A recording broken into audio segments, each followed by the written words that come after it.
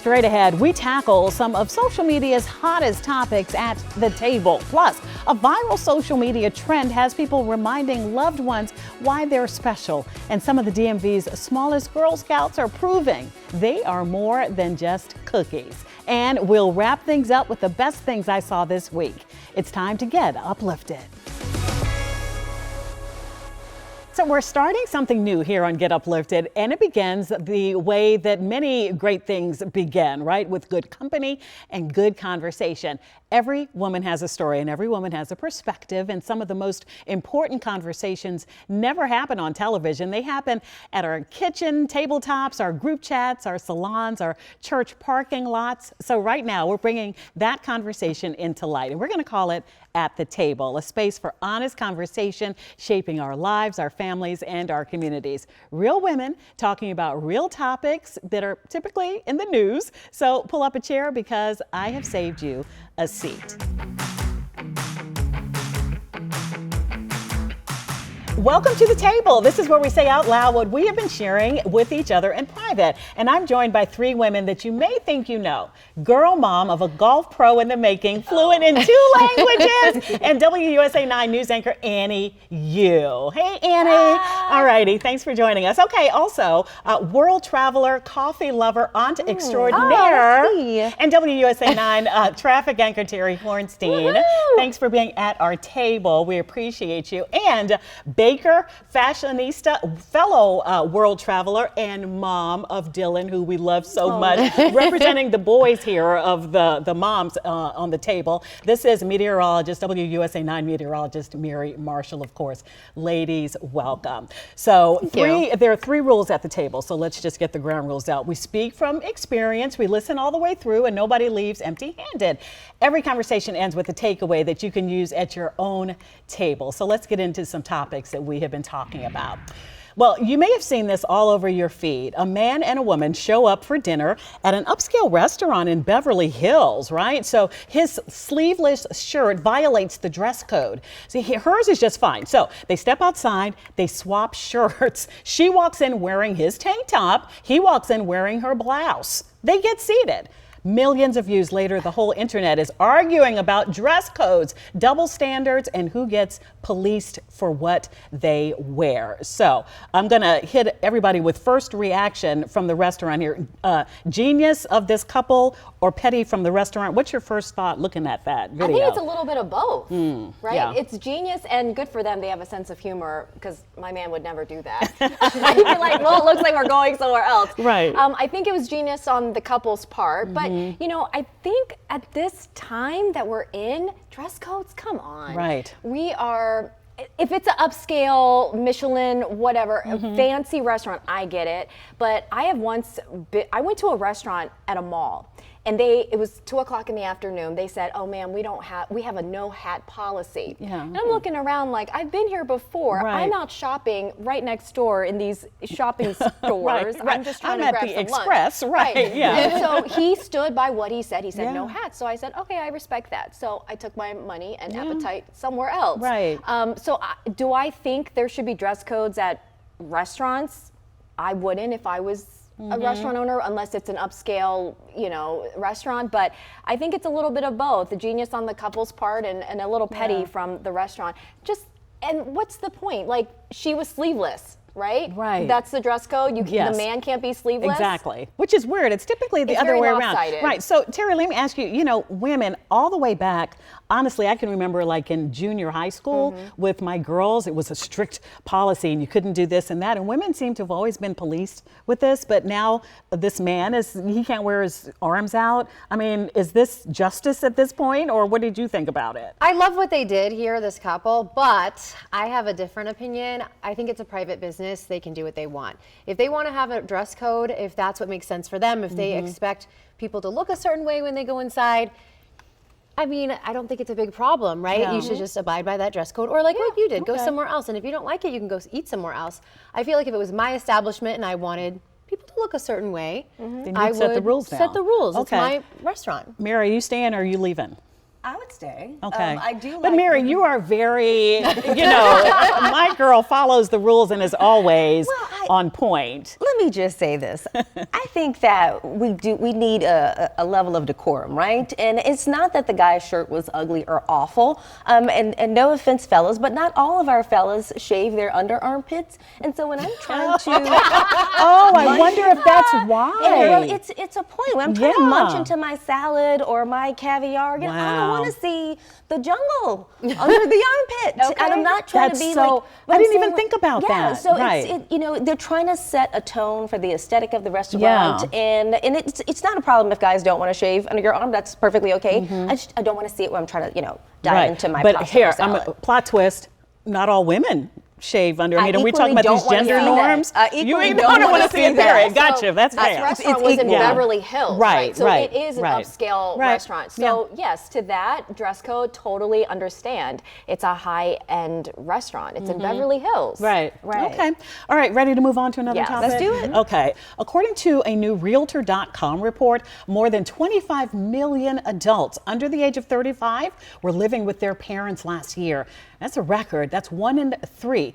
Here's the part that breaks the stereotype. About 70% of them are working. They're employed. They have jobs. The math just doesn't work because the national median home price is around $430,000. That's up more than a third since 2019. Around here, you know, it's more. Often it is much more. The National Association of Realtors says the typical first-time home buyer is now 40 years old. So what about the empty nest? It seems to be on hold for a lot of people. Ladies, is this a crisis or is this just the new norm? You know what? Let me weigh in at first. For me, with my girls, there would be no age limit if they needed to come home, but there would be, I would put some restrictions in place, and I think it would make them feel better if they helped with the household as far as money goes and all of that. And then I would love to have them home. I wouldn't have a problem with that. Yeah, I don't have a problem with my daughter fast forward to her working. The deal is you have to have a full-time job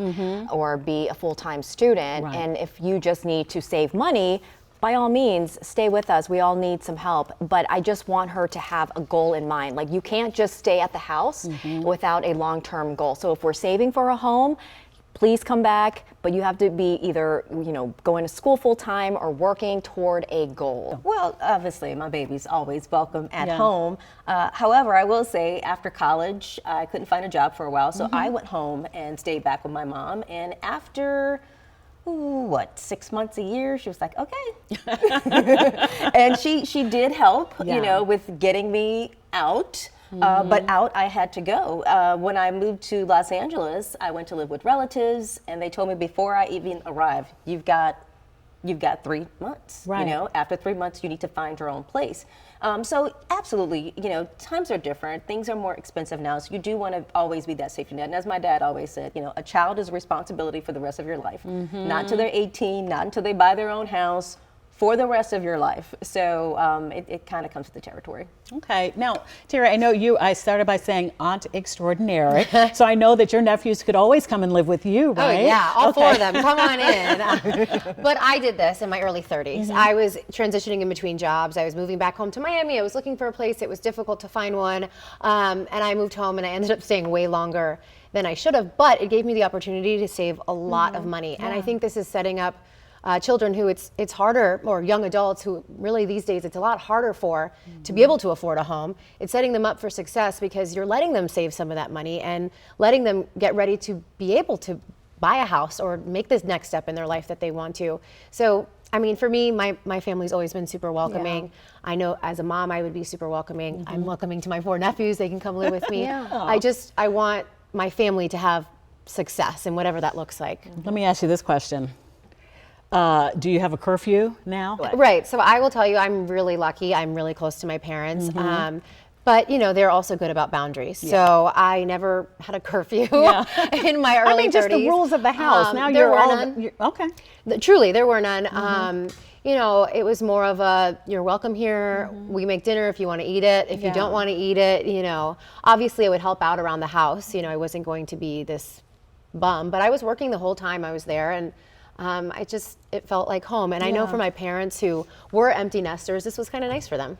Aw, and I think that, let me say this, not to be a Debbie Downer here, but there comes a time when your parents transition, and all I will say is if I could have one more day with them that way, I would have taken it for sure. I was in such a rush to move out at all cost, right? So anyway, next up, we tackle a controversial back to school discussion, and then later, a social media trend that's causing on-camera hugs and maybe a few tears. Stay with us.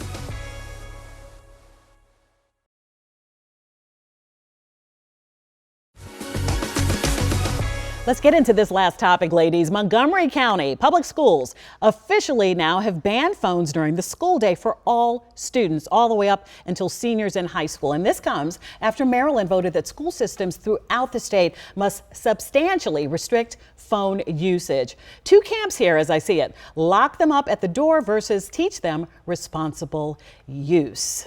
Oh man, like the thought of having a cell phone, for me, I love that we're all different age groups too, because we didn't have this problem at all. We sure didn't. But it is a real issue right now. Kids are on their phones. Annie, I'll start with you. What do you think about kids of all grades in Montgomery County Public Schools not using the phones? Well, this is obviously a complex issue, Yes. and there is no right or wrong answer.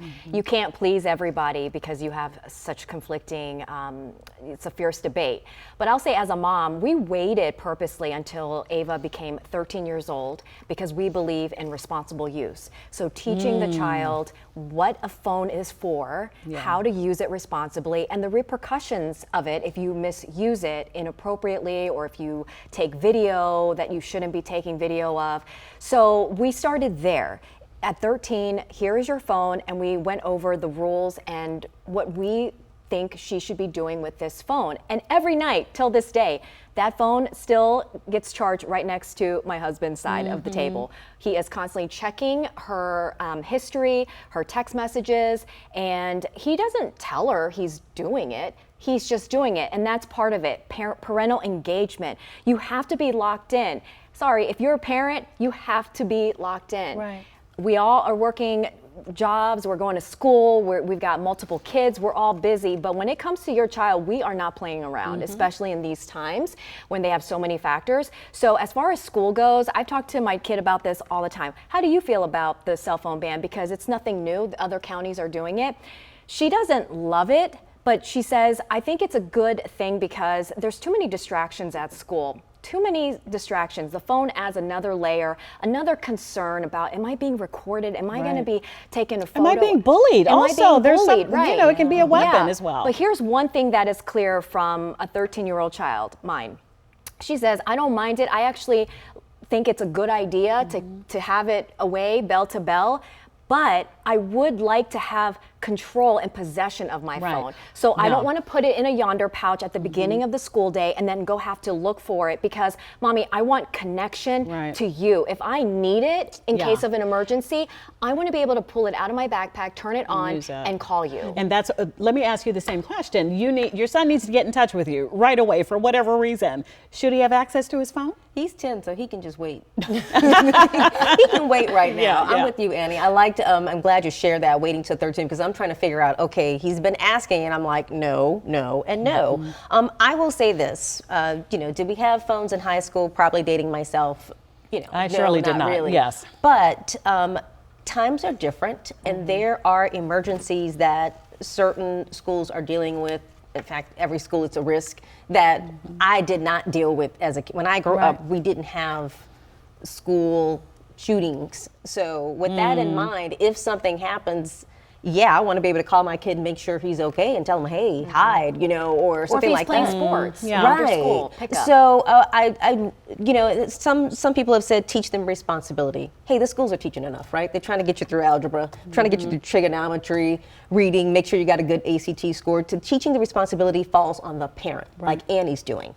That's the parent's job, okay? The school teaches you education, the parents teach responsibility. That is their job. So they're going to have to teach that. I would not have mind seeing them maybe be able to use it at lunch, but it is so restrictive. And what people don't talk about is how addictive it is to have that phone, that constant scrolling, the social media. It literally engages the dopamine in your brain. Yes. So it's hard to fight to say put it away when you have that dopamine rush. I was speaking with a doctor who said that the founders of this whole phenomenon that we're in now, I don't want to label anything, but they purposely did not let their kids have phones until a certain point because they knew how addictive it was to do that. But on the other note too, when the girls were, my girls now 25, 24, 21, they were so active. I needed them to have a phone to be able to get in touch, but it was after school. And Teri, you have a really interesting take on this as well, which I think is sort of, I guess, a mix of everybody, but a little different. I see how awful the cyberbullying is. I think kids are on their phones way too much. But at the same time, I feel, once you're 16, 17, 18 years old and you're taking these phones away from these students, you're basically saying, I'm treating you like a child, but you're asking the student to act like an adult. So how are we asking these students to act like adults, but then we're not trusting them to do the right thing, right? Like you're not, the two aren't matching. You want these children or young adults to act like adults, but then you're treating them like children. So I think it's like what you said, Annie, about, and really everyone said, just about responsible use really in general and what you should teach your child.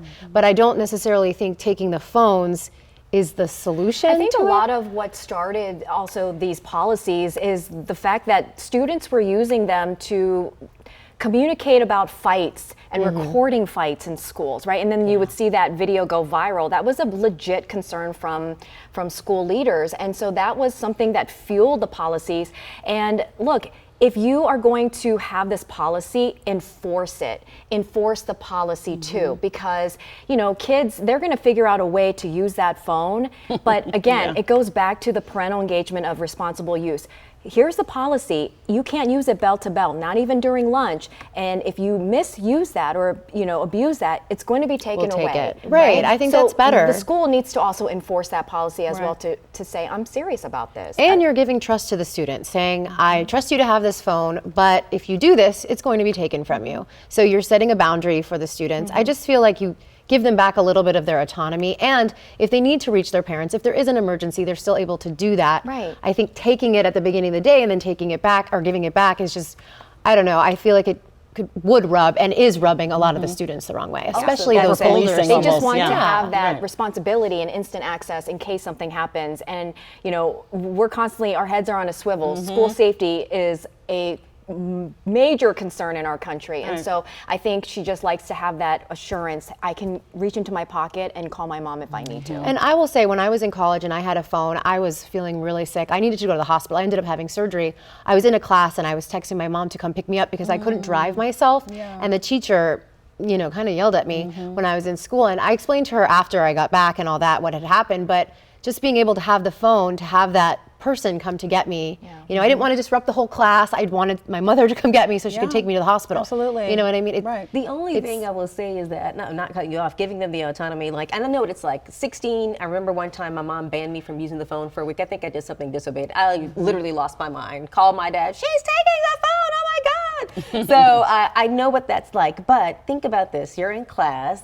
The phone's supposed to be on silent, but somebody's phone goes off on their school bag. Right. Now, instead of listening to your history lesson, you're like, wait, who's texting? Wait, what happened? It's just, it can be Or a for the distraction. teacher's perspective. Yeah. For the instructors, So I I do wish that there was some common ground. I'm generally not a type of person who believes in banning everything. I don't think banning is the solution for everything, but it really is a force to be reckoned with. Now, Teri, from what you told me, you were a good teenager.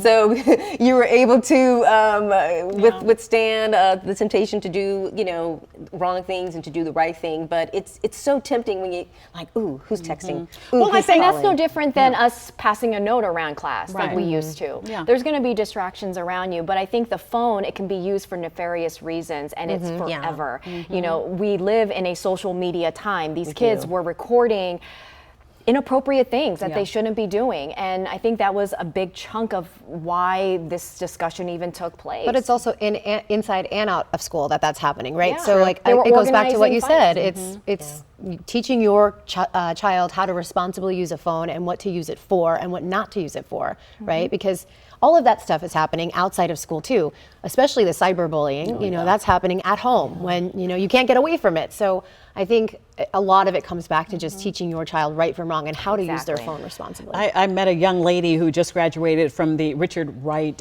schools in Southwest DC, and I said, "What are you doing on social media?" She said, "You know what? I don't have social media. It's too negative. I just stay away from it." She's got a full ride to Coppin State. I'm like, you go, girl. There are young people out there who are not tethered to their phone. But in Montgomery County Public Schools, you're not going to have that phone, whoever you are, and whatever we think at this table for this school year. So that was a really great topic. Thank you, guys. And look, as we end our table talk here, we're going to end it the same way that we first started it. But let's go with a takeaway before we say goodbye to our panel this week. So, Miri, I'll start with you. What are you taking away? I think that humans need humans, period. But having girlfriends, that's something special too. So, what are you going to take away from this table talk today? Just think before you dress. You're going out somewhere. Where am I going? Is it a smoothie or caviar? What's the dress code? Appropriate for Yes. this? Just being appropriate. We don't want to see the jungle. We don't want to see it. We don't want this at the table, right? I got you. So, Okay. just, it's okay to cover it up sometimes. Yeah, that's funny. That's my takeaway. Cover it up. Okay, Annie. Cover it up. Annie, how about That's you? hilarious. Yeah, I think I'm taking away the fact that, 3 friends, 3 girlfriends, and the fact that, we have different thoughts and opinions on certain things that might be a triggering topic, but I love that we can come to a table and talk about it and learn. I've learned so much about all of you today, and I've known you for over 20 years now, but I'm still learning. And so, I'm happy to be here with Teri and Miri and learn more about you guys, and the fact that we can come together and really hash out some of these topics and learn, how we all feel about it respectfully. The pride of Miami. Can everyone in Miami call me that? That'd be fantastic. And here in the DMV. I would take away kind of similar to what you said. I think that in a world where people can be so nasty on the internet these days, it's nice to come together and you still have different opinions, but you're able to talk about them in a respectful way and see other viewpoints that might be a lot different or different than yours without the nastiness. Yeah. Without user Amen 1, to 2, that. 3, 4, 5, 6, 7, 8 telling you. Right. I hate what you have on. Schools and schools. Right. Anyway, thank you all so much. Join me again. Love you. Okay, good. So, therefore, mission accomplished. We did exactly what we came to do. Bring what you heard to your table. More to come when we come right back.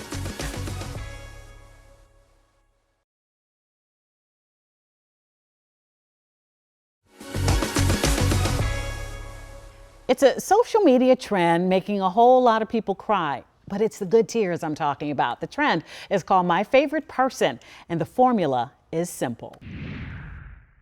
My favorite person ever.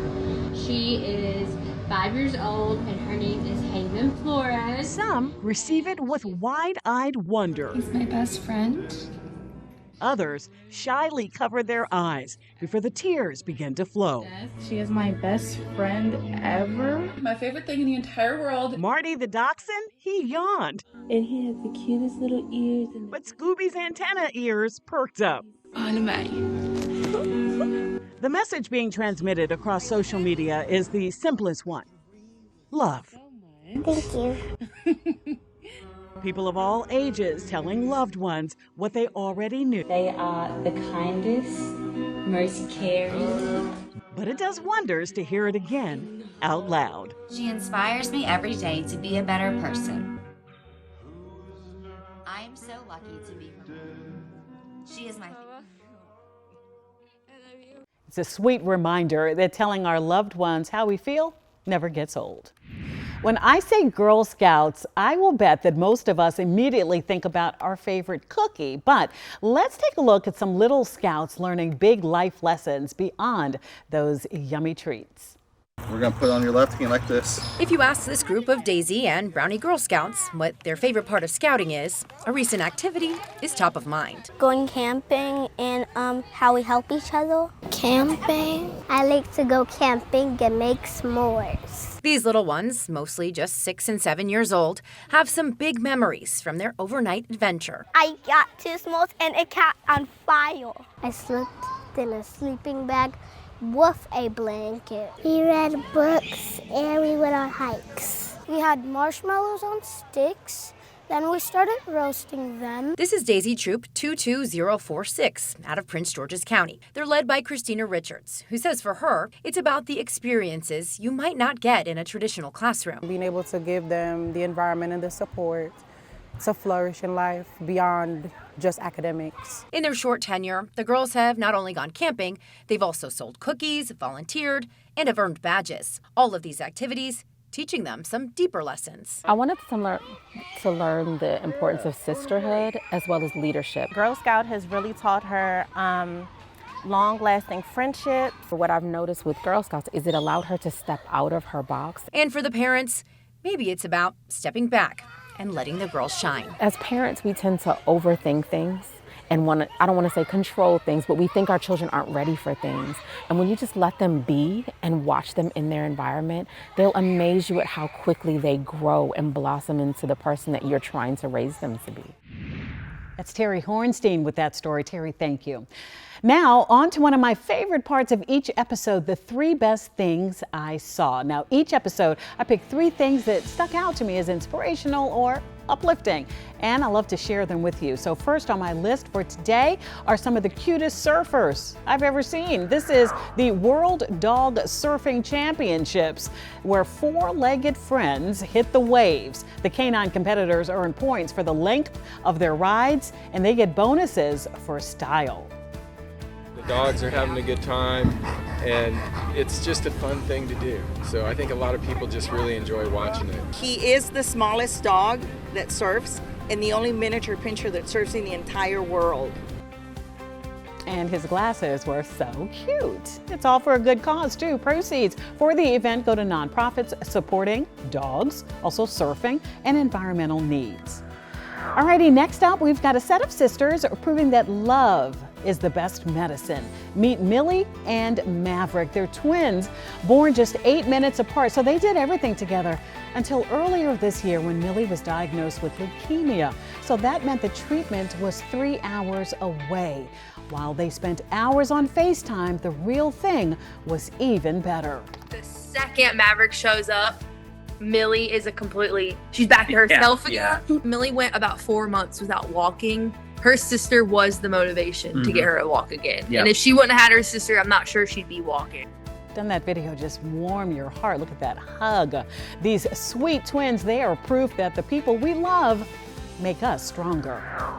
Now to my number 1 favorite thing I saw, a group of kids proving that you are never too young to make a difference.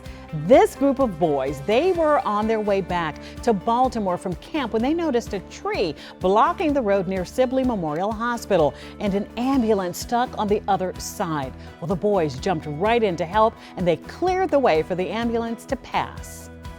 It's stories like these that stick out to me, ones that make you stop and smile. And if you have a story like that, we'd love to hear about it. You can email us at getuplifted@wusa9.com. And you can reach out to me on X or Instagram, Facebook too. And if you want more, you can get your daily dose of Get Uplifted every morning in our 5 a.m. hour of WUSA 9 mornings. Thank you for tuning in. Stay uplifted.